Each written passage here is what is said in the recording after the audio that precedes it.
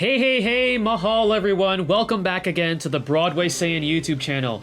I am your host 40 and we are back with another video on the global version of Dissidia Final Fantasy Opera Omnia.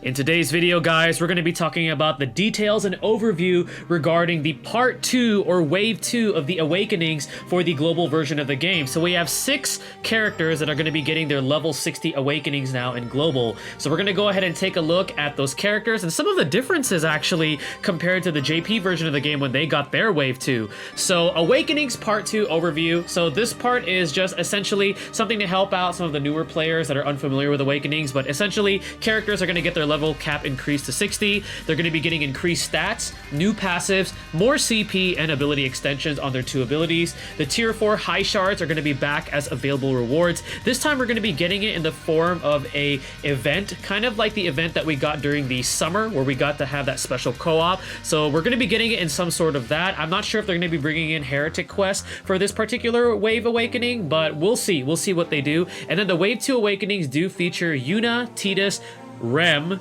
BARTZ, Dark Knight CECIL, and VAAN. And the reason why I gave a little pause there on REM is because in the JP version of the game, when Wave 2 Awakening came out, Ace was actually one of the ones in this batch. But this time, REM takes his place.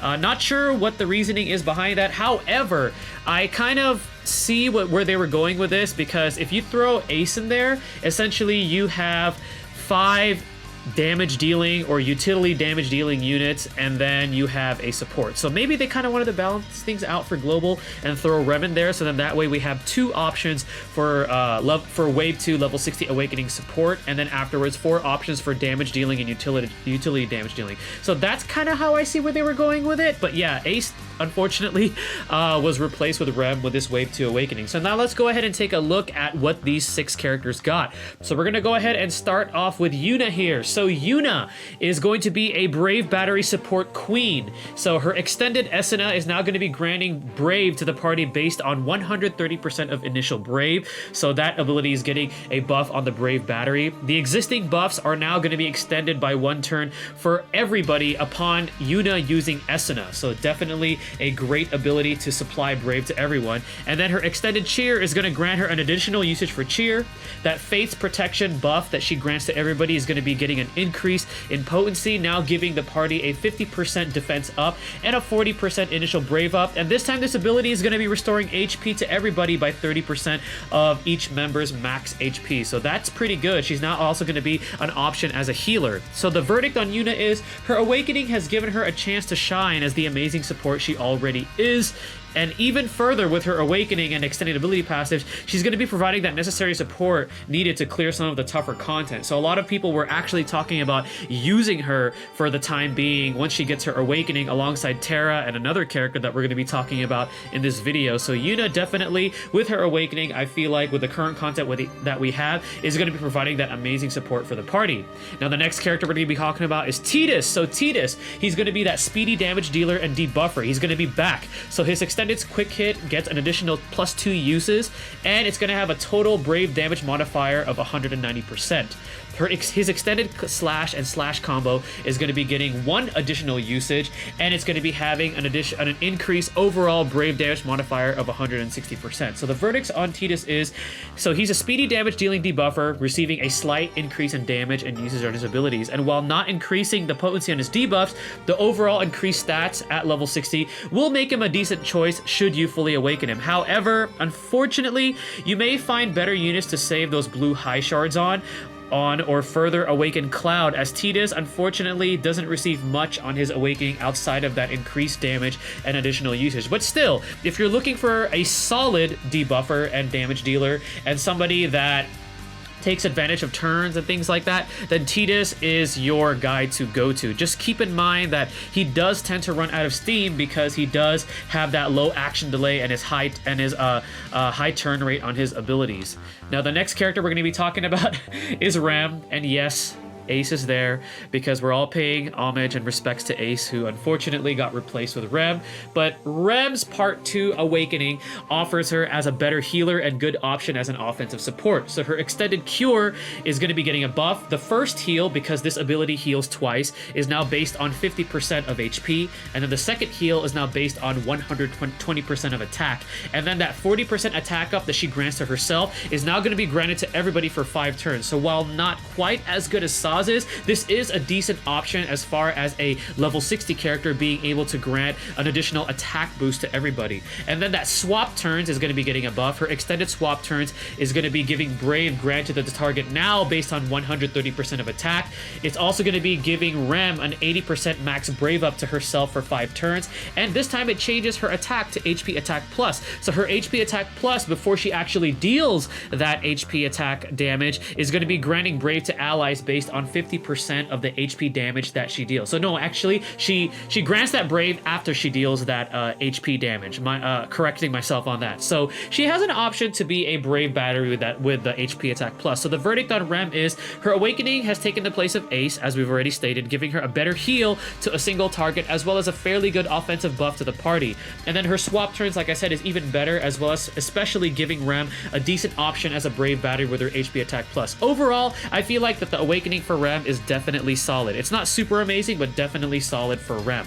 Now, the next character we're going to be talking about is another fan favorite, which is BARTZ from Final Fantasy V. So BARTZ's Awakening is going to be giving the Brave Shaving Master even harder hitting abilities. So his Double Hand and his Double Hand Plus, or his Master Double Hand, if you guys want to call it that, are going to be getting an overall increase to their Brave damage modifiers, Double Hand being at 150%, and then Master Double Hand or Double Hand Plus being at 250%, and this time the mastery requirement for Double Hand has been reduced by 1 with his Crystal Passive level 55. So that way you can actually reach Double Hand Plus a lot faster once you use Double Hand. And then his Missile ability is going to have Extended Missile and then Missile Plus. Missile now has an increased overall Brave damage modifier for 140%, and then Missile Plus is going to have an overall increased Brave damage modifier at 160% with an additional usage for both Missile and Missile Plus. So the verdict on BARTZ is he was already strong as a Brave Shaver. His Awakening has further solidified him as even more of a strong Brave Shaver, and unlocking his Crystal Passives and level 60 will give players a great option for that massive Brave shaving. So if you're looking for somebody that strictly is there to lower the enemy's Brave as low as possible or even score that break, BARTZ is your main to go to. And then the next character we're going to be talking about getting his level 60 Awakening is Dark Knight Cecil. So Dark Knight Cecil comes back as another decent option to initiate the chase sequence, and he deals more damage with his ability. So taking a look at his extended Darkness, his Darkness now has an overall Brave damage modifier of 180%, and the Brave damage modifier is further increased when he's using it on a single target by an additional 60%, so that's a total of 240%. And then his Valiant Blow is also going to be increasing the overall Brave damage modifier with the level 60 passive to 250%, and that last hit actually deals HP damage, so that's pretty good. So the verdict on Dark Knight Cecil, so he does receive good boost to his abilities at level 60. However, that sacrificial HP requirement still makes his playstyle risky, and with Lael and Cloud running around as other options to initiate the chase, unfortunately, even with this Awakening, Dark Knight Cecil will still see little usage compared to those two, I mean, in my opinion, because Lael just got his 35 CP, and Lael actually manipulates the chase HP of the enemy. And then Cloud, his finishing touch deals multiple hits, and while it does lack that HP attack at the end that Valiant Blow has, it does at least give him some buffs and increases his max Brave, actually making him a decent option for a damage dealer. So if you're a fan of Dark Knight Cecil and you decide to, hey, I'm going to invest these dark high shards to increase him to level 60 and get his passives all the way up to level 60, then by all means do so. But unfortunately, he's probably going to be overshadowed by those other two characters as far as being that utility chase sequence initiator. And then the next character, which is the final character we're going to be seeing in this Part 2 Awakening, is going to be VAAN. So VAAN is a fan favorite DPS machine returning with a vengeance, and he's going to be giving even our meta queen Terra a run for her money as far as being that overall damage dealer. So his extended red spiral / whiteout is going to be increasing the overall brave damage modifier for his red spiral at 150% total. And now that whiteout secondary ability is going to be available after just one usage of red spiral, and that also gets a brave damage modifier increase overall at 150%.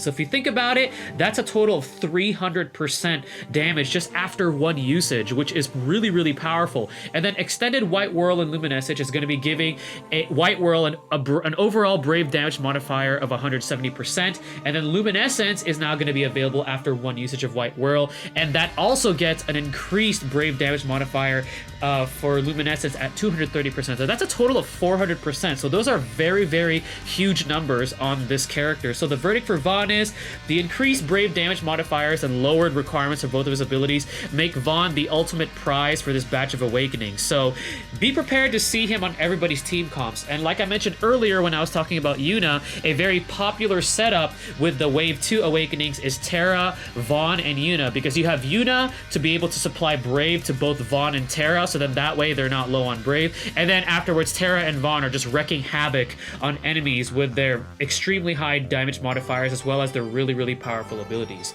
Alright guys, well this is going to be it on the video for Awakenings Part 2. Hopefully you guys are excited, and also I want to give a big shout out and thanks to my Discord, because when I woke up this morning I actually wasn't aware that we were going to be getting Awakenings Part 2 until they actually told me, because I hadn't even opened up my game yet. So thank you to my Discord server. If you guys want to be a part of that community, the links are in the video description as well as the pinned comments of this video. Alright guys, thank you again for watching this video. Hopefully you guys are excited for Awakenings Part 2 for the Global of Dissidia Opera Omnia. Once again, I am 40 the Broadway saying stay tuned for the next video, and mahal everyone.